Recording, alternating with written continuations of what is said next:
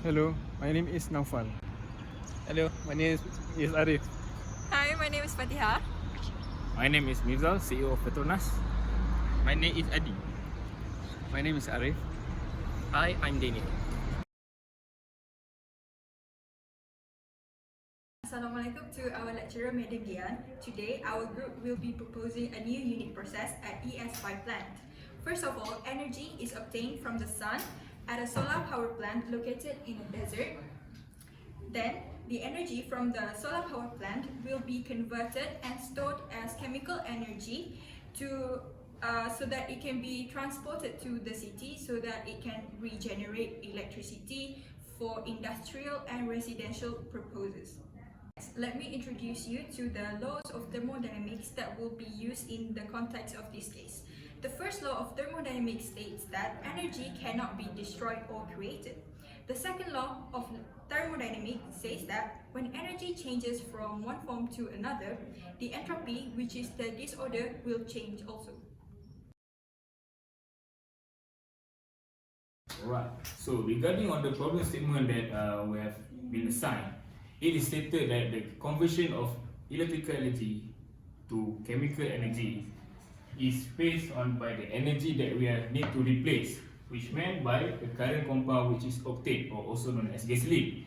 So after we have done our research based on this project, the compound that we have found, the new compound, must be stored from the ES plant and to the city to regenerate electricity for industrial and residential usage. So, main objective of this project is about, first of all, to maintain the carbon neutrality. So, carbon neutrality, as we know, is to make sure that the carbon emission from the CO2 is minimum, or to be more exact, to be less. So, next is to replace the current compound. So in this project, we need to replace the current compound, which is octane, with a new type of compound that we need to create by ourselves, which is, as we choose, is methanol. Okay, so the third one of our main objective here is to make sure that this project is completed within our budget time allocated by our project director. So based on what we have done, it takes about more or less 1 month to make sure that this project is completed. And last but not least, the converted energy that we have found is need to convert from the ESS store plant back to the where the energy is stored, to make sure that the electricity can be regenerated, to make sure that it can be delivered to all the residential and industrial places. So that's all. Alright, thank you, Mirzal. So, the solution that we will be proposing is by using a compound called methanol. Methanol, or commonly known as wood spirit, is a compound, is an organic compound that has the shortest amount of carbon chain in the alcohol family. So, this compound, which is called methanol, is actually a carbon neutral compound. It can be made by mixing hydrogen gas and carbon dioxide gas at a high pressure. More on that later. Okay, so the reason that we choose it is because of its property.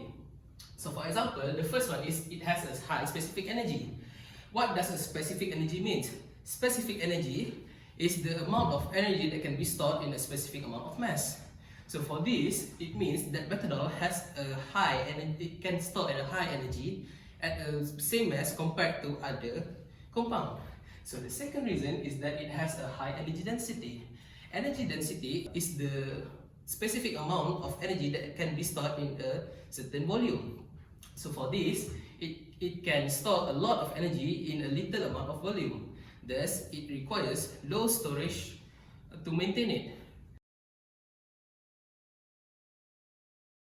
Okay, I'm now going to explain on how to produce methanol from CO2 gas. The process starts by collecting CO2 gas from a renewable energy source, such as from solar, steam from volcanoes, hydro, and etc. The process is then resumed in a lab. Take note that the reactant partner of CO2 will be hydrogen gas. The hydrogen gas will be produced by using the electrolysis process, where the hydrogen gas will be extracted by passing electric current through water. Then the hydrogen gas and CO2 gas that was collected earlier will be placed into a reactor where the temperature and pressure will be increased, and the catalyst will also be introduced. Bear in mind that the catalyst is used only to increase reaction rate. Then the reactant temperature will be lowered, and the product of this reaction will be methanol and water.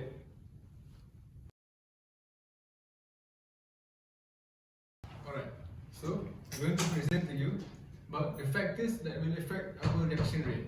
So why is it important for us to consider these factors, so that we can make sure that our reaction will be in optimum performance when producing the methanol, so that the production of the methanol will be maximum in the minimum amount of time. So for the first factor is the catalyst. So of course, where there's hydrogen, there needs to be the catalyst. So our catalyst contains zinc copper ion and also a mixture of other metals as well. So this formula of catalyst is going to help us to improve our reaction rate. So, and the next one, our catalyst will be in the form of solid, and we will increase the amount, but not too much, so that we need to monitor the amount of catalyst used, of course, so that we can save our costs.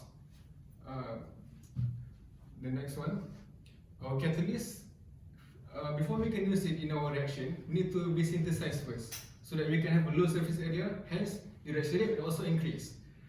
Alright, so that's all for the catalyst. So next is the amount of the CO2 and the H2 gas.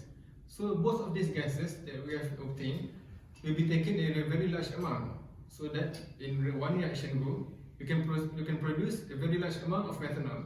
So that is all for the factors that will affect our reaction rate. So from the left side of the screen, as you can see, these are all the values for the enthalpy of formation for all the compound, and the right side is the value for all the compound, which is for the entropy molar value. As you can see here on the top equation, so this is the chemical equation for our hydrogenation of carbon dioxide. So for the phase of each compound, as you can see, the product will produce at gaseous phase, because our reaction will be occurred on high temperature. So it will produce gaseous methanol and also water vapor.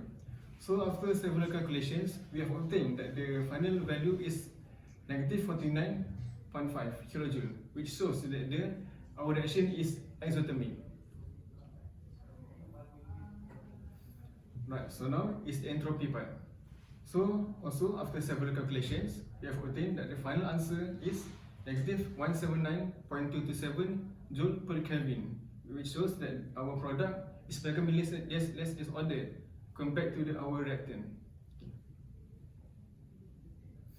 Before we calculate our Gibbs free energy, so this is our analyze to predict whether our reaction will be spontaneous or non-spontaneous.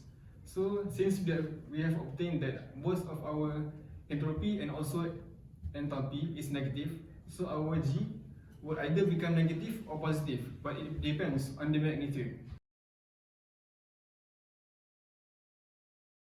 Okay, so moving on from the table, just now, we could make a hypothesis which at high temperature the reaction will be non-spontaneous, and at low temperature the reaction will be spontaneous. Okay, so in order to justify the hypothesis, we need to know at which point does it considered to be high temperature, and at which point does it considered as to be low temperature. So in order to do that, we have to substitute the delta G with 0. Why? Because when delta G is equal to 0, the reaction is neither spontaneous nor non-spontaneous. We could also call it as the reaction is in equilibrium. So by substituting the value of the enthalpy change and the entropy term, we could get the temperature, which is 276 Kelvin. from the temperature 276 Kelvin, we make a calculation with two different values. One which is more than 276 Kelvin, and the other lower than 276 Kelvin. So for the first one, which is lower than the 276 Kelvin, we get the enthalpy, we get the Gibbs free energy in negative value, which is negative 212.5 joule. So for the standard temperature, which is more than 276 Kelvin, we get the delta G in positive value, which is 3910 joule. So in order to determine the suitable temperature, we know that the delta G, the temperature when delta G is equal to negative is the suitable temperature. So in this case, we choose the 2 degrees Celsius. So, for the thermodynamic limitation, we can identify it by predicting the Gibbs energy as we do it just now. We have found that reaction is spontaneous at low temperature, but at high temperature, the reaction will not be spontaneous, which means at high temperature, the reaction is thermodynamically limited, but at low temperature, the reaction is thermodynamically favored. But for it differ from kinetic limitation. Based on our research, we have found that the higher the temperature, the higher the rate of reaction. The lower the temperature, the lower the rate of reaction. Which means this reaction require high temperature in order to accelerate the efficiency of the reaction. In conclusion, we all agree that methanol is a suitable compound for this hydrogenation reaction of HCO2 to produce methanol. As to determine the Gibbs free energy, by using the sign of entropy and enthalpy, we have discovered that this reaction will be thermodynamically favored at low temperature.